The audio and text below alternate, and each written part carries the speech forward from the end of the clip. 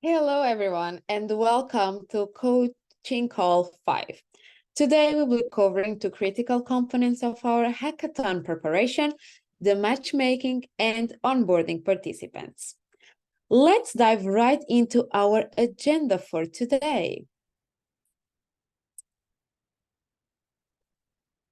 So in this first part, we will cover the matchmaking, and the first topic will be why matchmaking, the second, matchmaking tools, third, the matchmaking timeline, fourth, organic matchmaking, fifth, manual matchmaking, six, the considerations when matchmaking, and seven, ideation support.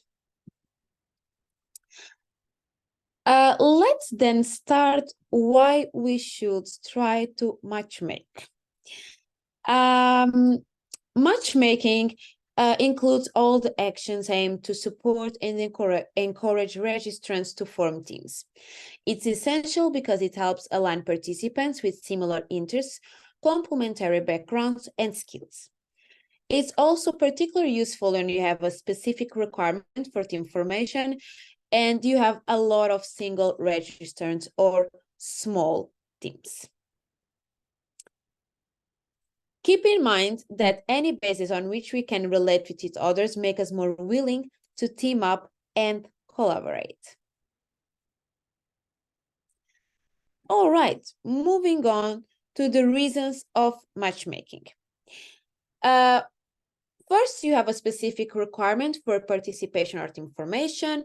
You have a lot of single registrants that they have no team. You have a lot of small teams, for example, 2 to 3 members, or you want diversity to the existing teams. Imagine that a team, all of the elements have a business background. It's good to align them with someone with a more technical background, or you have two small teams. One is really business expert and one is really tech expert. We could matchmake and create a 4-people team. So we have a diverse background and more skills that they can collaborate within the hackathon. Also, a really important aspect is to encourage meeting new people. It's encouraged that you create these matchmaking actions before the event.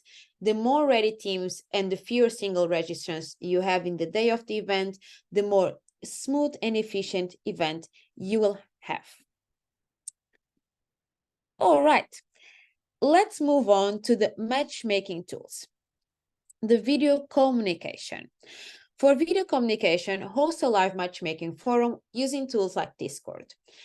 In this call, single registrants can introduce themselves and what they hope to work on. After the introductions, open breakout rooms for potential matches. Ensure to take note of connecting skills and interest and propose team ups. And at the end of the session, ask everyone to communicate their status, whether they are still looking, match, or a team looking for more members. Follow up with messages and propose matches until the event day.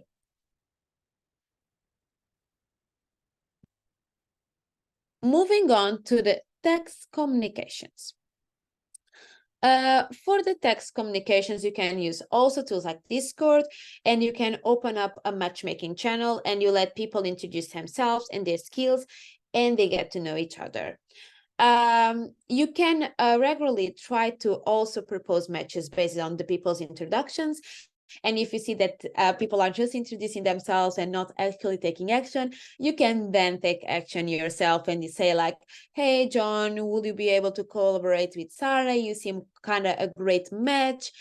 Could you arrange a meeting? So we can be a bit the middleman trying to mingle participants because they might be a bit shy in the beginning. All right, let's start with the matchmaking timeline. First, we hold the first matchmaking session to introduce team building. After the first making session, you invite all attendees to a matchmaking workshop immediately after the matchmaking session. And this should be 2 to 4 weeks before the registration deadline. After you invite all the attendees to this matchmaking workshop, you can create a form for participants to inform you of the new teams that they created during this matchmaking workshop, or they are still interested to link up with interested people, or if they are a team and they are looking for a certain specific skill. You can host a few follow-up video sessions to help with ideation, brainstorming, and let attendees network at the end of these sessions. And this should be somewhere between 1 to 3 weeks before the registration deadline. After these sessions have been conducted, you can then matchmake individuals needing help with existing teams or other individuals that don't have a team yet. And this should be somewhere between 4 to 5 days before the registration deadline. Make sure that all the teams are completed before the registration deadline. This is really important that at this point, after you host the matchmaking workshops, the keynotes, the brainstorming, the ideation, at the end might be still the chance that some of them don't have still the right team, and you can help, but at this point most of your efforts should already be fruitful. The new teams that are formed through matchmaking usually need special attention just because they are so new to each other. They don't have a commitment, a strong bond within themselves. So it's good to follow up constantly with them and making sure that they are working together. All right, let's then move on to the organic matchmaking. Organic matchmaking involves participants introducing themselves and starting conversations either in video or online chat workspaces. The individuals form teams independently based on their interactions, and then the new teams should inform you by filling out a form about their new and complete teams. Check in with these teams always to know if they are working together. Then we have the manual matchmaking, and the manual matchmaking is when participants or teams request for your help to be matchmade. Review profiles and projects and choose suitable profiles and teams that will be a great match. Introduce the new members via a Discord channel or email, for example, hey, John, would you like to team up with Sari? You both have interstate skills that are interested in form a project within the education field, something like that. Try to set up them a meeting or share their contact information. Make sure that you are following the laws within the data and you ask permission for this exchange, and follow up with these teams to know if they are working together and if the match was successful.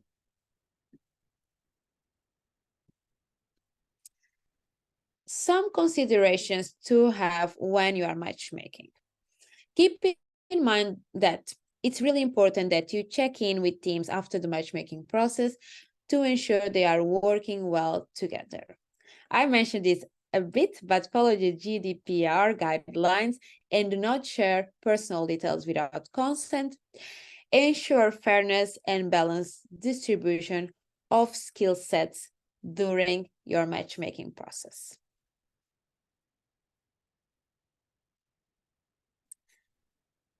Moving on to the ideation support. During the ideation phase, teams might struggle with coming up with ideas or deciding on one idea to take forward for the hackathon.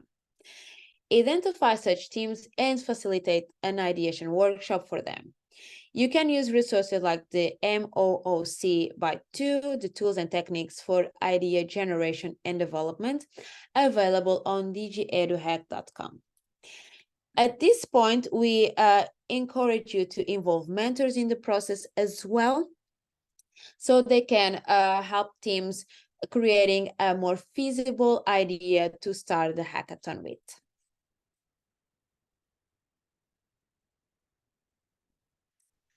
Perfect. Now that we finished the matchmaking part, we will go through the part number 2, that is the onboarding participants. Onboarding is the action or process of integrating a new person into an organization or familiarizing them with one's products, or services. All right. So how we start the onboarding process? It kind of starts with the matchmaking as well, when you go through the submissions and the registrations. When you study the registrations, sometimes not everyone is very serious about the hackathon. Maybe your hosting and mentoring resources are also limited, so you need to select a certain amount to invite to the hackathon. You should select whom to invite for your hack. After you go through the submissions and you screen them and see what will be the best ideas to invite to the hackathon, you can proceed in actually inviting them. Make sure that all the selected participants know they are approved and tell them what is next. Also, if, for example, you have space for 10 teams and you had let's say 40 applications, you can invite the 10 teams and you can put some teams on hold. You should inform them that they are in the waiting list, for example, and you will inform them until Wednesday afternoon if they are selected or not. And then you should also send out your rejection letter so participants know that they can delete this hackathon from their schedule because they haven't been selected. Now moving on to the onboarding process. Plan an onboarding session that includes a meet to mentor segment followed by practical matters. Focus on the schedule, the venue details, the online meeting tools, the mentoring system, and the evaluation process. Ensure that this session is engaging and informative, and keep it within 1 to 2 hours. The follow-up. After you onboard everyone, make sure that you send a recording of your onboarding session and all the needed materials in a participant guide, where participants can visit this guide all the time they need information about your event. Also include in this guide all necessary items such as links, schedules, the venue address, what to bring, emergency context. So they have basically this all-in-one guide where they can go all the time to check things related to the event. Let's dive a bit more in study the registrations. Throughout the registration period, especially within the last week, check your registrations and get familiar with them. If you begin to have many applications, maybe you need help of extra mentoring or staff resources to help you access these applications. Communicate with registrants, advise them to team up, matchmake based on the profiling ideas that we talked previously, help them to stay on the topic. Sometimes participants misunderstood the challenge and their project ideas might seem irrelevant. Make sure that you guide teams on the right path so they know exactly what is the challenge about and also how to redefine their idea to focus more on the challenge. Maybe your resource only allow, for example, 10 to 15 teams to join, 35 to 50 participants. And if that's the case, shortlist the participants and teams that you will invite. If you can host everyone, great, okay, but do not stretch yourself thin. Now about inviting your participants. Through your personal profile on digieduhack.com, the My Participants tab, you can either confirm or reject a participant. Confirmed participants will receive an automated email informing they are accepted. The similar it will happen for rejected participants. And in addition to inviting participants for your hack, also invite them for the onboarding sessions. You need a clear basis for the rejections. For example, your resources only allow you to invite 10 to 15 teams, or the registrant's profile or idea doesn't fit the listed requirements. For example, your challenge is specifically guided for university students, and you have, for example, an educator register, or you are hosting an site and the registrants want to join online, or your challenge requires some sort of technical expertise that the registrant has no intention of using it, or it doesn't have the expertise. It's always good to message applicants and try to solve every situation before you reject them. Kindly guide them to other hackathons if no middle ground can be found for the basis of your rejection. All right, about the onboarding session. The onboarding session is something between 45 to 60 minutes that includes the meet to mentor, and then another 30 to 45 minutes for the practicalities. The purpose of this session is to welcome all the participants and get them ready for the event. It's a device that you start the meeting with these meet to mentor sessions, where participants can pitch their idea 1 to 2 minutes and quickly tell what they intend to do in the hackathon, and mentors can give a short feedback, 3 to 5 minutes.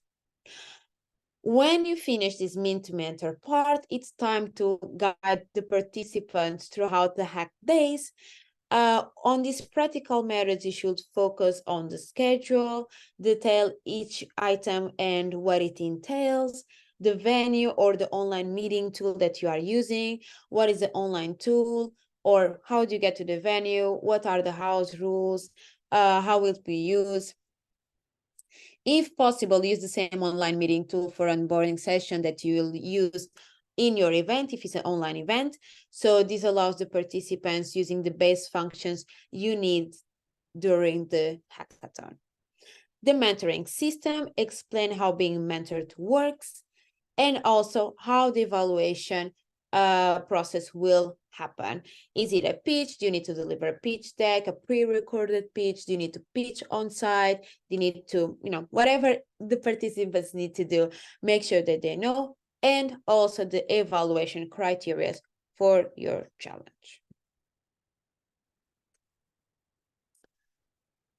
As mentioned, book a 45 to 60 minutes meet to mentors, additional 30 to 40 minutes for practicalities.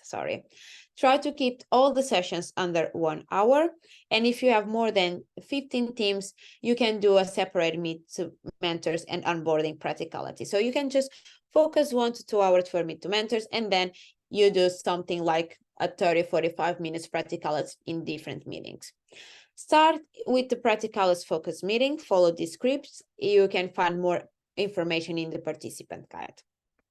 All right, so the dark purple, it's the meet to mentors, and then the pink is, it means here the practicalities. So you start with mentors introducing themselves in 1 minute, focus on the challenge relevant information and how the mentors are relevant for this challenge. Then you allow teams to present their projects, 1 to 2 minutes per team, and receive the first comment from the mentors, 2 to 5 minutes.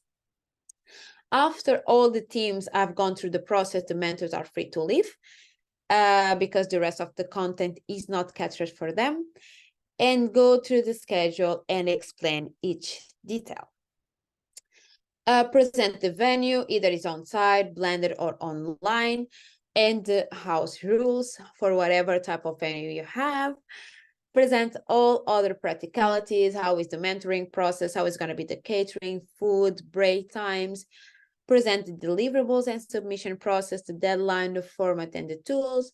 Present the evaluation grid, evaluation process, and allow time for questions in the end.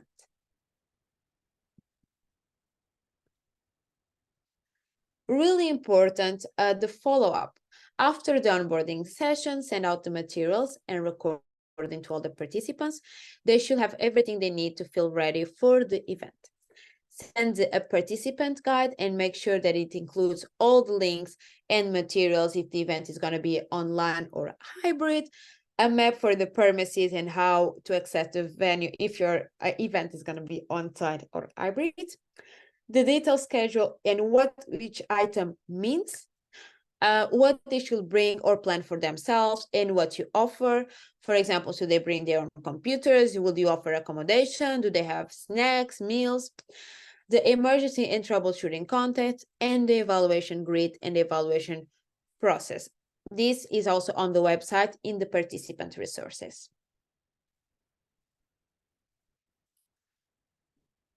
All right. Thank you for your attention. If you have any questions, please reach out to us at contact@digiedu.com. Let's make this hackathon a great success together. Thank you for attending this session and excited to see you in the next coaching call.